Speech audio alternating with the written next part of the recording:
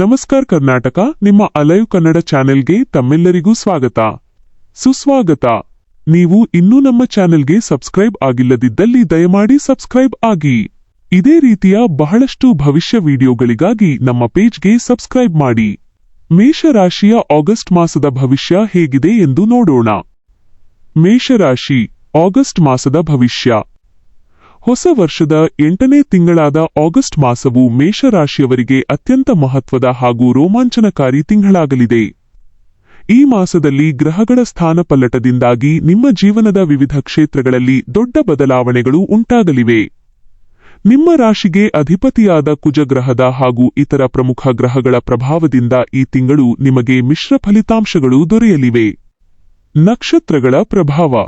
ಮೇಷರಾಶಿಯ ಅಡಿಯಲ್ಲಿ ಬರುವ ಅಶ್ವಿನಿ, ಭರಣಿ ಹಾಗೂ ಕೃತಿಕಾ ನಕ್ಷತ್ರಗಳ ವ್ಯಕ್ತಿಗಳಿಗೆ ಈ ಆಗಸ್ಟ್ ಮಾಸದಲ್ಲಿ ವಿಶೇಷವಾದ ಫಲಗಳು ದೊರೆಯಲಿವೆ. ಅಶ್ವಿನಿ ನಕ್ಷತ್ರದವರಿಗೆ ಹೊಸ ಅವಕಾಶಗಳು ಹುಡುಕಿಕೊಂಡು ಬಂದರೆ, ಭರಣಿ ನಕ್ಷತ್ರದವರು ತಾಳ್ಮೆಯಿಂದ ಕೆಲಸ ಮಾಡುವುದು ಒಳಿತು.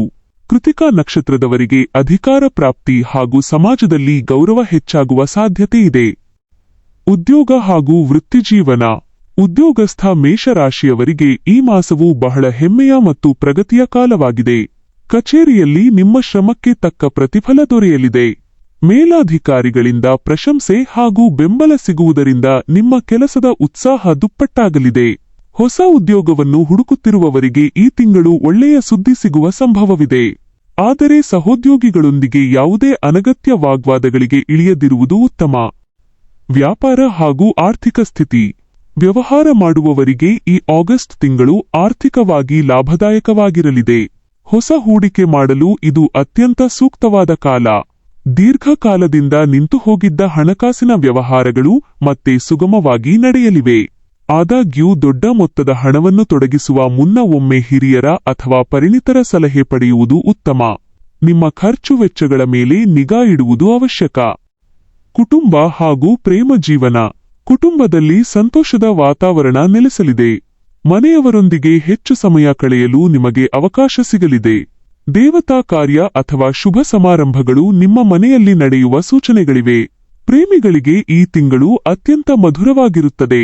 ಪರಸ್ಪರ ನಂಬಿಕೆ ಹಾಗೂ ಪ್ರೀತಿ ಹೆಚ್ಚಾಗಲಿದೆ. ವಿವಾಹಿತರ ನಡುವಿನ ಬಂಧ ಮತ್ತಷ್ಟು ಗಟ್ಟಿಯಾಗಲಿದೆ. ಆರೋಗ್ಯ ಪರಿಸ್ಥಿತಿ. ಆರೋಗ್ಯದ ದೃಷ್ಟಿಯಿಂದ ಈ ಮಾಸದಲ್ಲಿ ನೀವು ಸ್ವಲ್ಪ ಎಚ್ಚರಿಕೆ ವಹಿಸುವುದು ಅವಶ್ಯಕ. ಬಿಡುವಿಲ್ಲದ ಕೆಲಸದಿಂದಾಗಿ ದೈಹಿಕ ಹಾಗೂ ಮಾನಸಿಕ ಆಯಾಸ ಉಂಟಾಗಬಹುದು.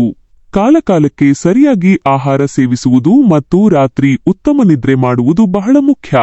ಯೋಗ ಹಾಗೂ ಧ್ಯಾನವನ್ನು ನಿಮ್ಮ ದಿನಚರಿಯಲ್ಲಿ ಅಳವಡಿಸಿಕೊಳ್ಳುವುದರಿಂದ ಮನಸ್ಸಿನ ನೆಮ್ಮದಿ ಕಾಯ್ದುಕೊಳ್ಳಬಹುದು.